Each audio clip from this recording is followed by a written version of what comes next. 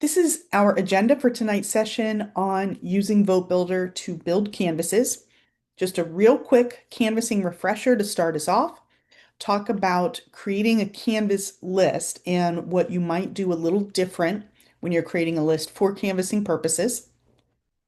I'll walk through how to cut turf, how to get your list and that turf into miniVAN so your volunteers can use miniVAN to go knock doors, and I'll share some additional resources along the way as we go.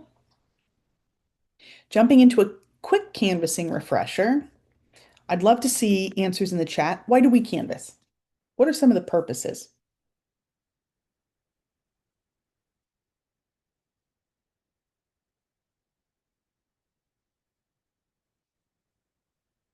Talking to voters, to reach voters directly. Yes. Remind folks of upcoming elections, get out the vote. Yeah, these are all right. I have a couple of things in particular that when I think about canvassing, we know that it's the most effective way to communicate with voters in particular. And we're usually trying to identify supporters, persuade undecided voters, or get out the vote. Those are three of the biggest purposes. I think of canvassing less for reaching out to volunteers. I think about it more for reaching out to voters, but you certainly can pull canvases to talk to volunteers as well, to recruit volunteers. And of course, we are always improving our data as we go along. Hopefully, our data is always getting better so that as we get closer and closer to election day, we're more efficient and more focused. These are my standard tips for working with VoteBuilder: patience, practice, and experimentation. These are our mantras here. Takes more than an hour to learn how to use VoteBuilder. Between Harmon and I don't know what we have, 15, 20 years of experience using VoteBuilder. I learned a new thing this afternoon. So it takes more than an hour to learn. I also find that the more I use it, the easier and faster it gets. There are certain skills that I do regularly that now are much quicker than the first couple of times I tried them. There is more than one way to accomplish some of the tasks that you're using VoteBuilder for. And I encourage experimentation. You pretty much can't break VoteBuilder. So a lot of what I've learned about how to use it, I learned through trial and error and trying things out. So you can feel free to do that experimentation as well. I'm going to go next to create a Canvas list. But before I move on, what questions do you have so far?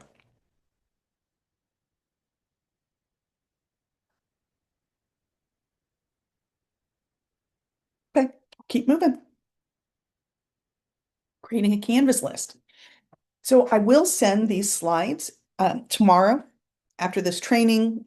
If you want to follow along once you get those slides, or if people are watching this recording later, this is a good point to log into VoteBuilder so you can follow along and practice the skills. I actually keep VoteBuilder open pretty much all day, every day on my computer, and it will make you log in multiple times a day. That's not you, that's VoteBuilder. It's a strategic asset for the party, so the security's tight. But I do encourage you to bookmark it so that you never have to struggle to find it. Building a list for canvassing is, of course, very similar to the general principles of building a list that we covered in VoteBuilder 101, and then VoteBuilder 102 was building a list specifically to phone bank. Whatever your purpose is, when you're creating a list, the first step is to be clear about your purpose. Who are you talking to? What are you trying to accomplish? Because your first decision point is, should you be in my voters, which is where the voter roll is, or my campaigns, which is where your volunteers are? I'm going to walk through a scenario tonight focused on talking to voters. So I'm going to be in my voters. I know these screenshots are a little bit small, but you'll have the slides in the follow-up email, and I can probably do a live screen share. First thing you do is you go to create a list, and it brings up this screen in the middle, create a new search, narrow it to whatever criteria is most relevant for what you're trying to accomplish. I've been doing training for candidates. So this is kind of top of mind for me right now. But when you're talking about voters and canvassing voters, this is how we think of our target universes. Universe is the jargon term we use to just mean a group of people. Um, so you can see here across the top, what we have are support scores. This is the percent likelihood based on our data analysis that we think you support Democrats. And then on the vertical here on the left, this is the turnout score. Again, based on our data analysis and anyone's history as a voter, how likely do we think they are to vote in any given election? Then those three groupings are base universe, persuasion universe, and mobilization universe. The base, these are the people in the far right, way at the bottom. Highest Democratic support scores, highest likelihood to vote. This is me, this is you, this is all of us here in this meeting. Base voters, this is what we have been training candidates on. Good idea to talk to your base voters early, particularly in 2025 with municipal elections. Not everybody knows that there are municipal elections. They can kind of fly under the radar a little bit. So get out to your frequent voters, your Democratic supporters, make sure they know that there's a municipal election. We're going to knock those doors, make phone calls. If a campaign is doing direct mail, it might go to this universe. And when we're talking to these voters, we're hopefully asking for more than just a vote from them. We're also asking for them to donate, for them to volunteer, to maybe put a yard sign up. Our persuasion universe, these are people who are on the bottom of this chart because we know that they're going to vote. They vote with regularity. We're not as confident that they support Democratic candidates and issues. These are our swing voters. So if we can persuade them of our candidates, they're probably planning on going to the polls. This is going to be, this is North Carolina, right? We're truly a purple state.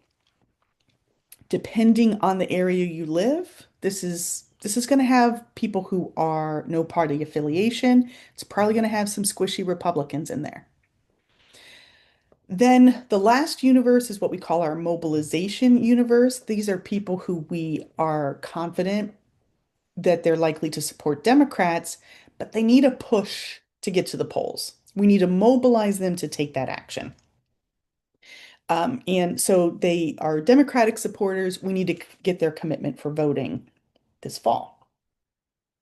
Those are the three target universes, and these universes are in VoteBuilder.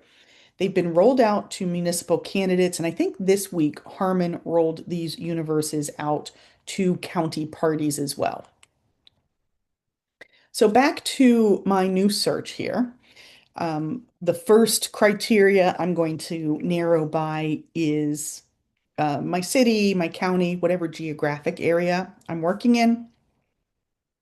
In this example, I'm going to go to the target menu within creating a new search, and I am targeting 2025 Municipal Persuasion Universe. For this example, I think I was in Burlington was the city I was looking at. And when I hit preview my results, I can see that there are 1,600 people in Burlington in this persuasion universe. Second step is to remove anybody who's been contacted recently. That'll help improve the quality of your conversations. Now, for some of our candidates, maybe they haven't yet been door knocking and talking to voters using VoteBuilder. Might not be as important, but maybe 2 weeks from now, 3 weeks from now, you don't want to go back and talk to the exact same people you've already talked to. What you want to do, though, when you get close to election day, you are going to want to go back and talk to people who have already indicated they support you. But for now, I'm going to go to Canvas status and I'm going to exclude some people who have been canvassed recently. I will say in this context, the term canvas means more than knocking on doors. Canvas means, in this context, anybody that we've had a conversation with. So if somebody has been reached via a phone bank, they will count as canvassed for the purpose of this criteria here. So I'm excluding people who have been canvassed, commercial properties, day sleepers, so people who have a night job and sleep during the day, anyone who has previously been tagged as deceased, hostile animal, inaccessible, moved, refused, vacant. You can see what criteria I've selected here. And then I want to narrow that to a reasonable time period. So I might say anybody who falls in that category since June 1st is who I'm going to remove from that list. When you've got your criteria where you want it, hit the run search button. Then I have built my list. Again, for this scenario, what I have here is persuasion targets in the city of Burlington, and I've got 1,611 people, which is at 1,481 doors. So I've got my list. We've seen a list like this before. Save that list, and you can save it as a list or save it as a search. I usually save things as a list. A saved list has kind of a shorter shelf life than a saved search, um, but I find saving it as a list is more straightforward. I do always recommend that you use naming conventions and a standard set of naming conventions that makes sense and that you always follow, because particularly if you're a county party, it might have been somebody else doing this 2 years ago, and maybe it'll be somebody else doing it 2 years from now. By setting a standard naming convention, it can help make sense of the information that's in VoteBuilder. The naming convention that I use is year, geography, purpose. So I saved this list and I called it 2025, August 19th, Burlington Persuasion Canvas. There's also room in the description where you can add more details if that's helpful. Okay, I see a question in the chat. Harmon, are you there? Yes, I am here. The question in the chat is for you. Did the target universes get rolled out to the county parties this week? I can double check that, but I believe so. Let me go look. Okay. Megan, what county are you in? Davidson. Okay, Megan from Davidson's is asking. So Harmon's going to go look at that. But yeah, that was rolled out this week. Is that in VoteBuilder? That's what I see it in VoteBuilder. I just looked. Is that what you mean? Yes. Okay. Yeah, Megan, maybe you're not in VoteBuilder, so you didn't see it, or are you in VoteBuilder and you definitely don't see it? Oh, okay. So we're probably good for Davidson. Those are good target universes to use. So I do want to make sure you have them. Tuesday was the monthly county chair call, and I think that's when Harmon told the counties about it and then cascaded it on Wednesday. So it is breaking news. We've created our canvas list, so let's cut turf. Cutting turf is the jargon term here. I've got a list of 1,600 people. I need to make that list a bit more manageable, and I need to be able to assign discrete chunks of the work to various volunteers. Thank you, Harmon. Harmon confirmed all county parties have it. Okay. So cutting turf is the process of then dividing this list into smaller maps, smaller regions, smaller turfs, so that volunteers can go canvassing. And what we're going to do, I'll show you how we draw around the turf we want to cut. So when you're in VoteBuilder, I made my list. I've got an arrow pointing to the cut turf icon.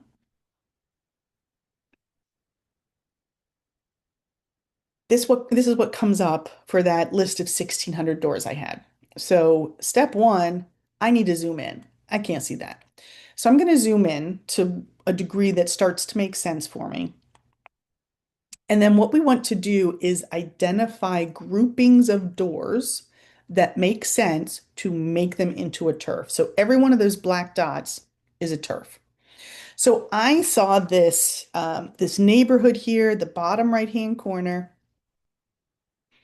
and you click the mouse and it makes a white box, and then you click next to it and it draws a line, and then you click up higher and it draws a line up there, and every time you click, it draws a line until you go back and click on the first spot that you clicked on, and then it closes that group. So now that green shaded area, I don't know what to call that shape, that is now a turf. I'll show you this doing a live screen share in a little bit. That's how you cut a turf. That's the mechanical way. You can also, once a turf has been cut, you can drag around the little boxes. So in this example, I found there was one house on the other side of a neighborhood street. And let me pull that one house in there. And so I dragged it over. That is how you cut turf. And you basically repeat that process until all of those doors are accounted for. Now, what I'm not showing, the non-mechanical part of this is your knowledge of neighborhoods, communities. Are there railroad tracks? Is there a big highway? Is there a river? Because you don't want to draw a turf that, say, crosses a river and so someone can't easily walk across it. The more of your local knowledge, studying the map, more sensible you make the turfs, the easier and more efficient it will be for volunteers. There is a shortcut, but I caution you before jumping in and using this shortcut. I've got an arrow pointing here. It's kind of like a magic wand over a magician's hat. That's what it looks like to me. You can have basically the computer AI cut turfs for you automatically. It can be kind of weird. So the reason we caution against this is because it might make some weird groupings. It might not know where there are highways, where there are rivers. There might be one turf that has 3 doors and another that has 50. It can be a little weird, which is why, um, yeah, this is an example. Like there's just one door clear on the other side of a pretty decent sized highway. The computer's not smart enough to account for that. You probably are. So we do recommend you cut the turf manually. Um, and when we get to the end, I'll share a resource where Harmon can help you with that a little bit more. So I've cut all of my turf. I'm going to save it now. So again, I'm using my naming convention. I've got date, geography, purpose, Burlington canvas. So I have saved all of the turfs that I cut. That was a really quick demonstration of how to cut turf. I'll show it live in a couple of minutes. Next, I'm going to talk about how to get those turfs into miniVAN so that volunteers can use it to go knock doors. But I'm going to pause here. What questions do you have so far?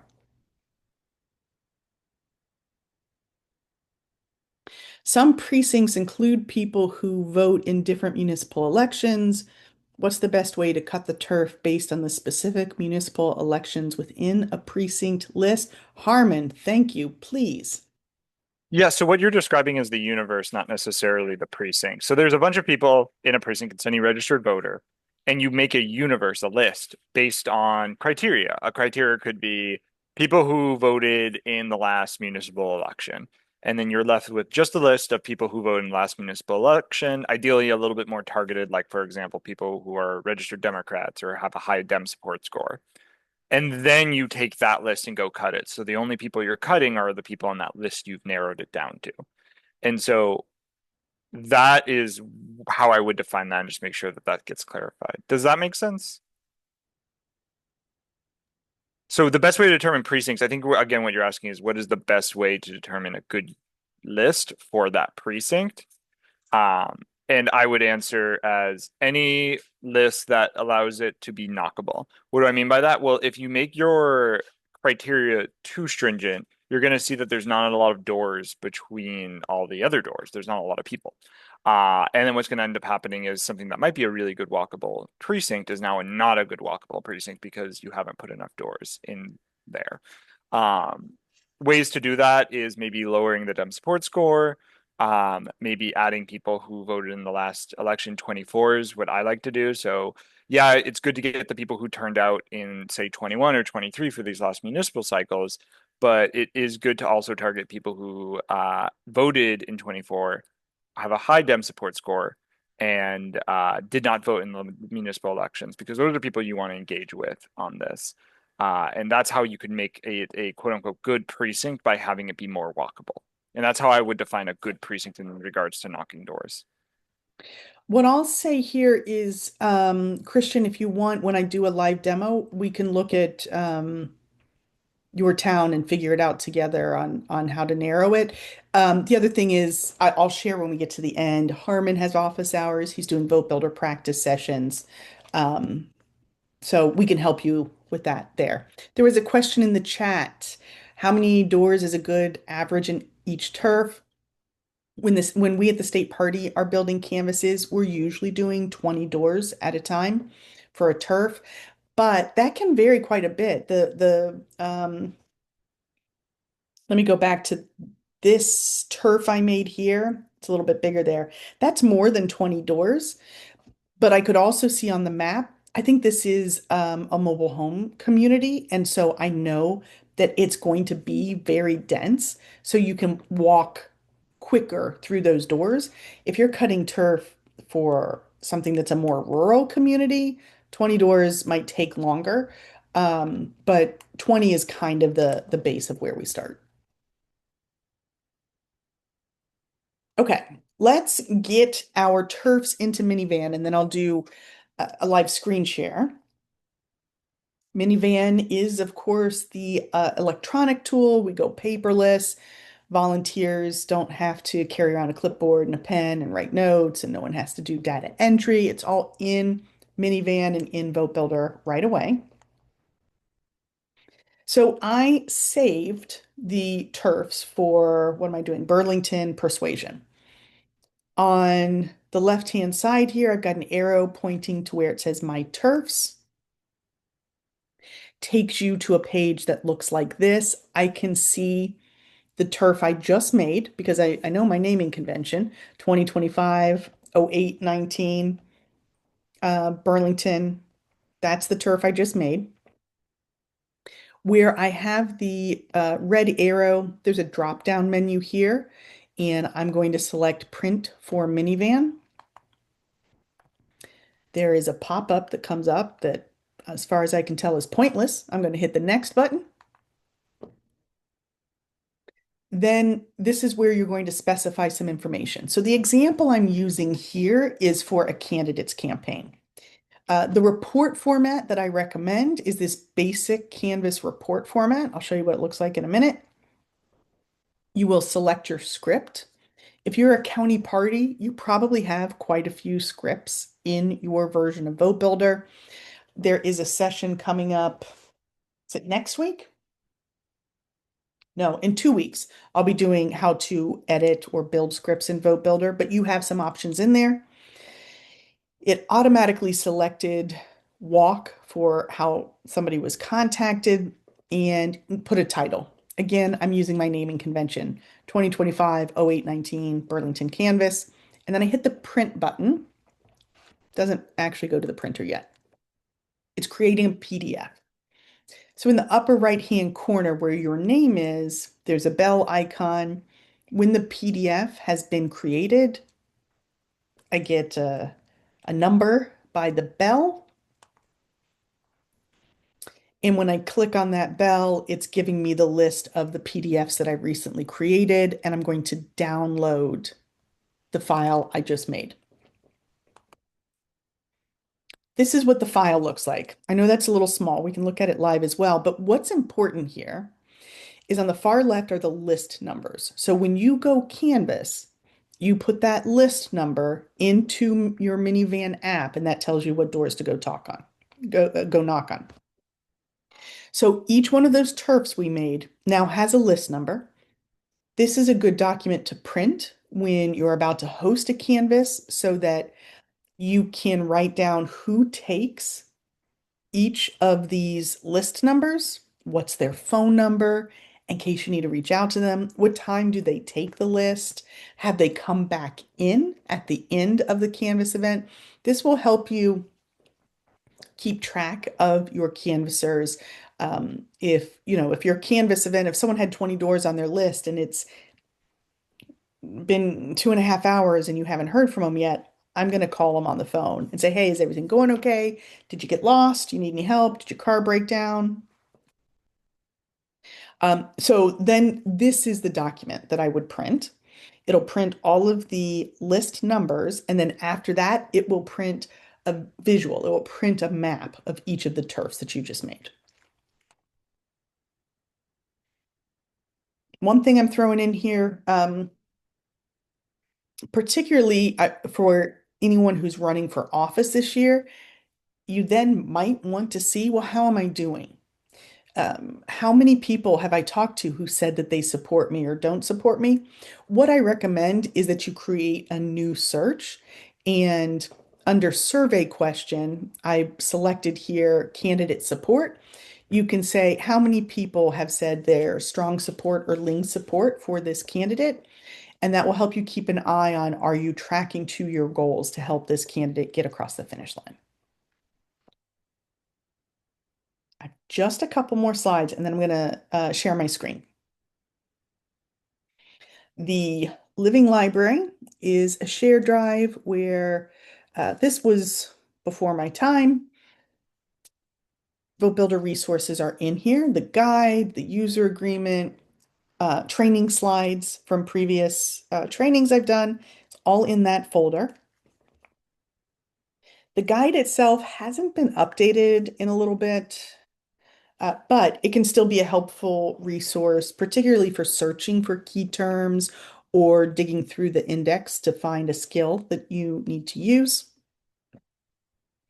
I like to recommend the content package. It's not related to VoteBuilder, but this is the weekly email we send out. It's developed by our communications director and our digital team, and it goes out every week and says, here are the top messages. Here's what we're talking about.